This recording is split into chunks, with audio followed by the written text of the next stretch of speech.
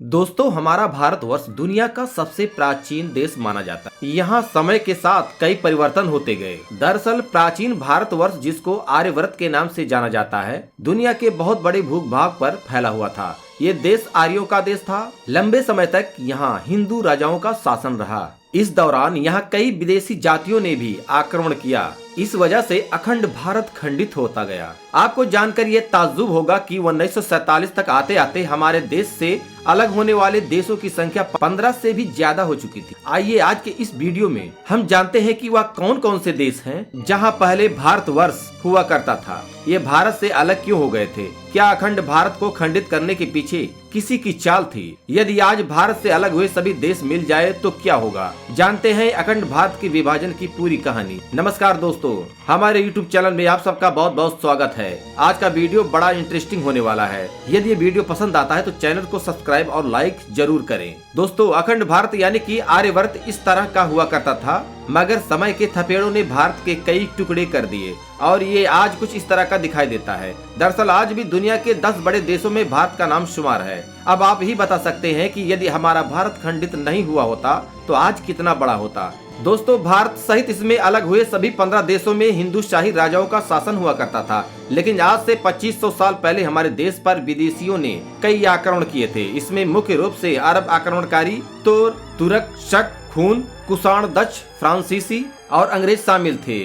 इन विदेशी ताकतों ने भारत पर लंबे समय तक शासन भी किया था। दरअसल इस दौरान इन्होंने शासन को आसान बनाने के लिए भारत को अलग अलग हिस्सों में विभाजित कर दिया था और समय समय पर अपनी सुविधा के लिए अखंड भारत को खंडित करते रहे। आज जो आपको भारत के पड़ोसी देश नजर आ रहे हैं, वो सब किसी जमाने में अखंड भारत में शामिल हुआ करते थे। दोस्तों, वैसे तो भारत से अलग होने वाले देशों की संख्या 20 से भी अधिक है, लेकिन आज हम इस वीडियो में उन 15 देशों के विघटन की चर्चा करेंगे जो आज सभी स्वतंत्र देश के रूप में कायम है। इनमें से कई देशों के रिश्ते भारत के साथ ठीक भी हैं, तो पाकिस्तान जैसे कुछ देशों के रिश्ते बहुत ही खराब हैं। आइए जानते हैं कब कौन सा देश भारत से अलग होकर नया देश बन गया था। नंबर 1, अफगानिस्तान। अफगानिस्तान का निर्माण कांधार और कंबोज के कुछ हिस्सों को मिलाने से हुआ था। इस पूरे प्रदेश में जहां पहले हिंदू शाही और फारसी राजवंशों का शासन रहा था, बाद में यहां बौद्ध धर्म का प्रचार अधिक होने का कारण यहां के राजा भी बौद्ध ही हुए थे। महाभारत की गांधारी और पांडवों के मामा शकुनी भी अफगानिस्तान के ही थे। हालांकि आगे चलकर अफगानिस्तान पर सिकंदर ने आक्रमण कर दिया था। इसके बाद 7वीं शताब्दी में अरब के मुसलमानों और तुर्कों ने आक्रमण कर दिया था। हालांकि अंग्रेजी हुकूमत के दौरान अफगानिस्तान ब्रिटिश इंडिया के शासन के अधीन था। आखिर में 18 अगस्त 1947 को अंग्रेजों ने अफगानिस्तान को आजाद कर दिया था, जिसके बाद ये भारत से अलग होकर स्वतंत्र देश बन जाता है और आज इस पर तालिबानी सत्ता कायम है। नंबर 2 पर है नेपाल। दरअसल नेपाल अखंड भारत का ही एक भूभाग था। प्राचीन भारत के 16 जनपदों में गोरखपुर जनपद में नेपाल का कुछ भाग शामिल था। ये आर्य संस्कृति का मुख्य केंद्र था। रामायण की सीता का जन्म स्थान मिथिला यहीं पर है। इसके अलावा भगवान बुद्ध का जन्म स्थली लुम्बिनी भी यही मौजूद है। नेपाल को पहले देवघर के नाम से जाना जाता था। यहाँ साल 1560 के आसपास हिंदू शाही आर्यों का राज हुआ करता था। 4वीं शताब्दी में यहाँ बौद्ध धर्म का आधिपत्य हो गया था। इसके बाद 7वीं शताब्दी में नेपाल पर तिब्बत का आधिपत्य हो गया था। आगे चलकर नेपाल में गोरखाओं का बोलबाला हो गया था। ब्रिटिश शासन के दौरान नेपाल पर भी अंग्रेजों का ही राज स्थापित हो चुका था। साल 1923 में ब्रिटिश और नेपाल के बीच संधि हुई थी, जिसमें नेपाल को एक स्वतंत्र देश घोषित कर दिया जाता है। नेपाल अखंड भारत से अलग होकर एकमात्र हिंदू देश बना था। हालांकि 2008 के बाद नेपाल भी धर्मनिरपेक्ष देश बन गया था। नंबर 3 पर है भूटान। दोस्तों, भूटान भारत का अभिन्न अंग था। भूटान भौगोलिक रूप से हिंदुस्तान से जुड़ा हुआ था। भूटान में आज भी वैदिक और बौद्ध धर्म के लोग निवास करते हैं। साल 1906 में अंग्रेजों ने भूटान को अपने अधिकार में ले लिया था। भारत की आजादी के 2 साल बाद साल 1949 में भारत ने भी भूटान को वो सारी जमीन लौटा दी जो अंग्रेजों के पास थी। लेकिन आज भी भूटान बाहरी सुरक्षा भारत के हाथों में है। नंबर 4, तिब्बत। अखंड भारत में त्रिविश तक का नाम त्रिशिका और दूसरा 2 राज्यों से तिब्बत ऋषि का और दूसरा 2 राज्यों से मिलकर बना है। तिब्बत पहले हिंदू संस्कृति और धर्म का केंद्र हुआ करता था। पहले यहाँ हिंदू शाही राजा का राज था। बाद में बौद्ध धर्म का प्रसार हो गया था।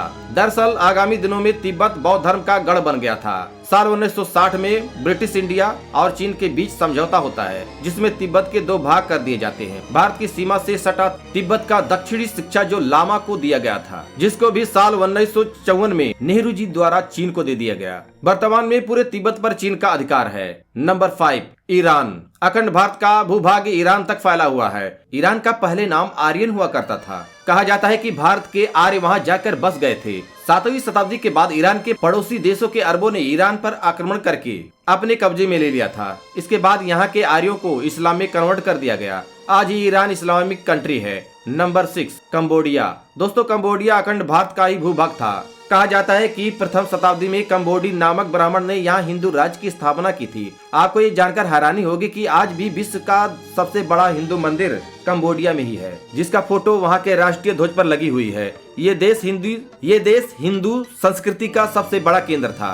भगवान विष्णु के इस विशाल मंदिर को देखकर अखंड भारत के बारे में गर्व होता है। दरअसल आगे चलकर कंबोडी ब्राह्मण के नाम से ही कंबोडिया नाम हो गया था। Number 7, Indonesia. दोस्तों, इंडोनेशिया किसी जमाने में ही भारत का हिस्सा हुआ करता था। यहाँ पहले हिंदू शाही राजा, जिसमें बड़ी संख्या में हिंदू लोग रहते थे, मगर आगे चलकर मुस्लिम आक्रमणकारियों के कारण यहाँ मुस्लिम आबादी को बढ़ावा दिया गया। हालांकि आज भी यहाँ एक राम मंदिर मौजूद है, जिसमें मुस्लिमों द्वारा पूजा की जाती है। इंडोनेशिया विश्व का सबसे ज्यादा मुस्लिम आबादी वाला देश है। Number 8, Myanmar. दोस्तों, म्यांमार का नाम पहले बर्मा हुआ करता था। जब अंग्रेजों ने भारत में दस्तक दी थी, तब उन्होंने म्यांमार पर भी अपना अधिकार कर लिया था। यहाँ अंग्रेजों ने कई वर्षों तक शासन किया था। अंत में 4 जनवरी 1948 को म्यांमार को आजाद करके स्वतंत्र देश बना दिया गया। Number 9, Malaysia.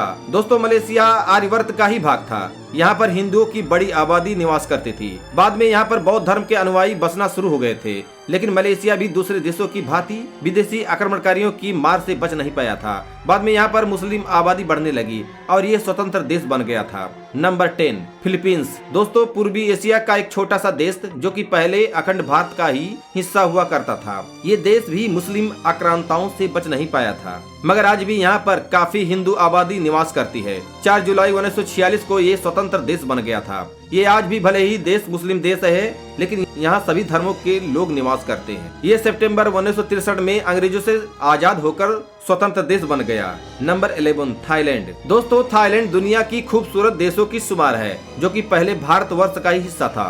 भारतीय इतिहास में थाईलैंड का नाम श्याम देश बताया जाता है। यहाँ बड़ी संख्या में हिंदू आबादी निवास करती थी, लेकिन समय के साथ यहाँ बौद्ध धर्म के प्रचार की वजह से हिंदू आबादी कम हो गई। बाद में ये अलग होकर नया देश बन गया। नंबर 12, श्रीलंका।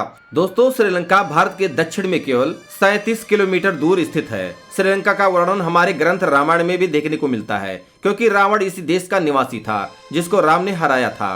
अंग्रेजी सत्ता के दौरान ये भारत का ही हिस्सा था। अंत में 4 फरवरी 1948 को ये एक अलग देश बन जाता है। Number 13, Vietnam. दोस्तों, ये एक ऐसा देश है जहाँ पर अभी भी बड़ी संख्या में हिंदू रहते हैं। जब ये भारतवर्ष का हिस्सा था, तब इसका नाम चंपा था। बाद में यहाँ बौद्ध धर्म के प्रचार के कारण ज्यादातर लोगों ने इस धर्म को अपना लिया। 1945 में ये फ्रांस से आजाद होकर अलग देश बन जाता है। नंबर 14, बांग्लादेश। बांग्लादेश भारत की आजादी तक भारत का हिस्सा था। आजादी के समय ये पूर्वी पाकिस्तान बन गया था, जहाँ पर मुस्लिम आबादी का बाहुल्य था, और 1971 में ये पश्चिमी पाकिस्तान से अलग होकर स्वतंत्र देश बन गया था। नंबर 15, पाकिस्तान। पाकिस्तान भारत का एक ऐसा पड़ोसी देश है जो हमेशा भारत के साथ जिसका संघर्ष चलता रहता है। आजादी के बाद लगातार 3 बार भारत से इसका युद्ध हुआ है, लेकिन तीनों बार भारत से मात खाई है, जिसके साथ कश्मीर को लेकर विवाद चल रहा है, जो 1947 में भारत से अलग हो गया था। इस प्रकार एक के बाद एक करके ये 15 देश भारत से अलग होते गए। दरअसल आज का भारत भी आजादी के समय अंग्रेजों द्वारा